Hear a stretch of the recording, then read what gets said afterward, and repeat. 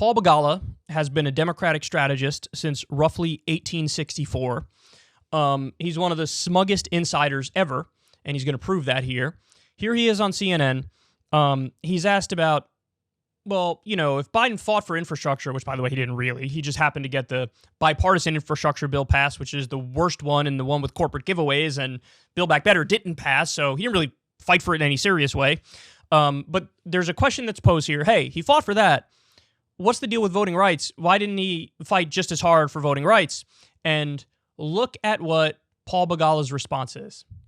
Did President Biden put more effort into getting infrastructure passed, for example? Well, he got infrastructure passed, and that's a good thing because success can breed success. He is putting the full force of the presidency behind it. I think the problem for the Democrats right now is not that they have bad leaders. They have bad followers.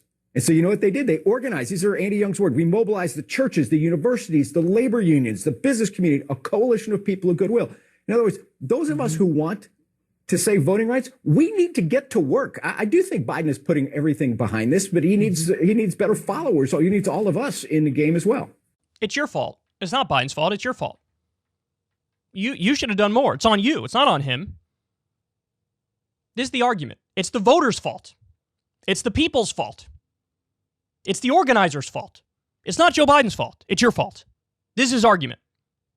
Now, remember, it wasn't that long ago that we saw there were protesters who singled out Kyrsten Sinema when she was teaching, and they followed her, and they asked her some tough questions about her obstruction. And what happened when people organized and went directly after the obstructionists? What happened? The entire Democratic establishment and all of mainstream media, and even some nominal leftists, turned around and said, "Oh, not like that. That's not polite. That's not polite. That's not civil. You're violating our gentleman's code of conduct, good sir. We allow people to destroy the country and live in tranquility as they do it. Yes." That just happened. That just happened. And now the argument is, well, why didn't you guys do stuff? We did it, and then we got shit on when we did it. And it's not like there's been, no noise in the background that people aren't pushing Joe Biden and the corporate Democrats to do the right thing. Of course they are. It's very clear with the people. What more do you want from the people? For the love of God, look at the fucking poll numbers. I mean, Build Back Better in its original iteration was so powerful that even a majority of West Virginia Republicans supported it. The entire country was in favor of the thing. And by the way, you were elected to do this job of governing. You didn't say, hey, elect me, and then after that, you still have to do everything. No, you're the one who has the power. You're the one who's in a position of power. So when the Democrats won the presidency, the Senate, and the House of Representatives, was your argument at the time, elect us and then we'll sit on our ass cheeks and do Dickie McGee's acts? No. It was, look, we're going to fight for you. Well, here's the opportunity. And you didn't, and then you say, well, why did you guys mess this up for us? What? I've laid out the strategy in as clear a way as anybody could have from day one. There's a million things Joe Biden could have done to get these people to fall in line. A million things. He needed to play the role of the mafia boss. He needed to do the carrot or stick approach. He needed to say, look, I'll be your best friend or your worst enemy. If you don't do the right thing, well, Merrick Garland's investigating you, and maybe you're going to go to prison because we know all the crimes that you committed. We know all the crimes that your daughter committed, price fixing for a pharma company. We know all this stuff, Joe Manchin. Look, you do the right thing, and I'll make you a hero. We'll build a statue to you. Somebody can get in my administration. We can give you another military base in West Virginia. We can give you extra infrastructure money. You will be a hero if you do the right thing. If you do the wrong thing, you might be in prison.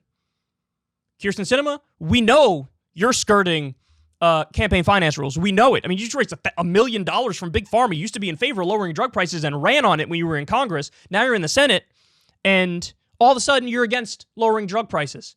Well, how about we look into that? How about we check all of your campaign finance stuff with a fine-tooth comb and see if we can find some infractions? How about I make phone calls to all the corporations that are thinking of hiring you when you leave here, and I tell them, I'm not saying anything here, but if you end up hiring her, what I will do is go through all of your financial records with a fine-tooth comb and go through your entire company and determine which are the regulations that you're violating and how much you're going to be fined in the process.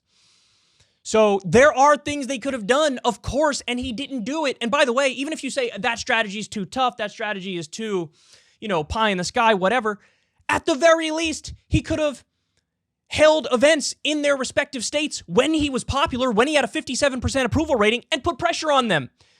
They could have bought ads in West Virginia and Arizona, running ads calling him Corrupt Joe Manchin.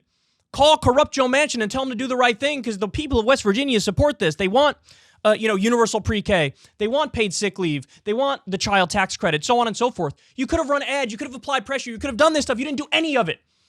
And now Paul Begala turns around and says, it's your fault, American people. It's your fault, Democratic voters. You're the problem.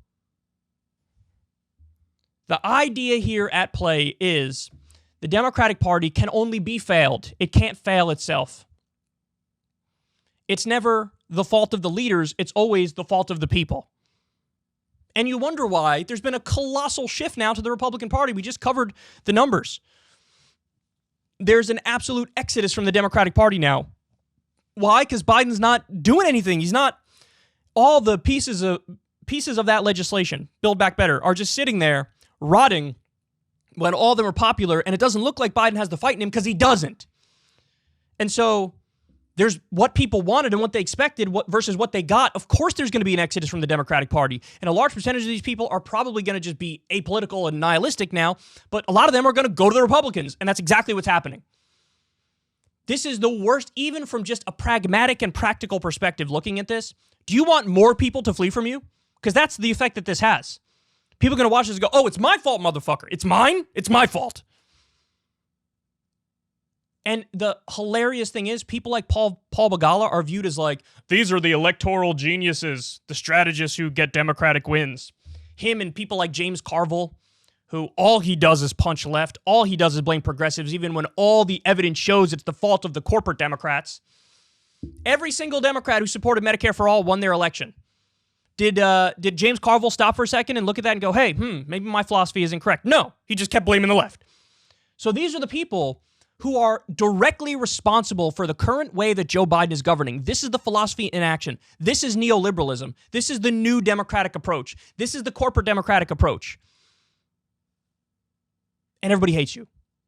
33% approval rating for Joe Biden, and there's a mass exodus from the Democratic Party. And what does he do? Instead of desperately trying to get out there and make a good argument, he goes out there and says, look, I blame you. Yeah, I don't blame Joe Biden, I blame you. So if it's not Joe Biden's fault now, is it ever Joe Biden's fault for anything ever? The answer is no, because that's how these guys think. It's this idea that there's an elite class that's above the rest of you. And you just don't understand the brilliance of what we're doing here, even though it's not working in any way at all. And so if there is a problem, just blame yourself. It's you. It truly is astounding. It truly is astounding. Unbelievable charlatan. And look, they will do a full court propaganda press moving forward. It's the left's fault. It's the left's fault. It's the left's fault. The problem is Biden was too bold and did too much and went too far left.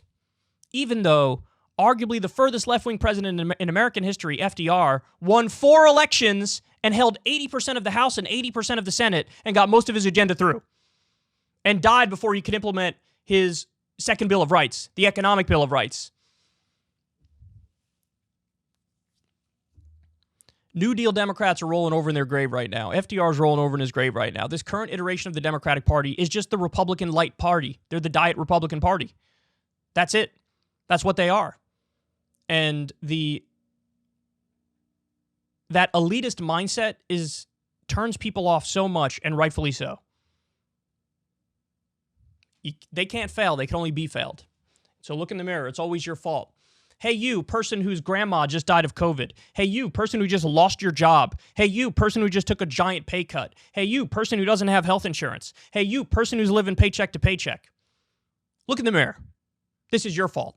It's not the fault of the most powerful person in the world, who, by the way, if he wanted to, could break out his executive order pen right now and give everybody health care. It's not his fault. It's not the fault of the guy who can eliminate student loan debt right now and doesn't. It's not the fault of the guy who can legalize marijuana right now and doesn't. It's not his fault. It's your fault. That is a phenomenal message. I'm sure that's going to help big time going into the midterms, Paul Begala. You absolute dipshit. Ever since Adpocalypse, when YouTube defunded all independent news and politics overnight, we haven't trusted them. We know they can pull the rug out from underneath us at any time. If you enjoy this content, please consider tipping $1 or $2 per month on the Secular Talk Patreon. Link in the video description box below. Thanks for your support.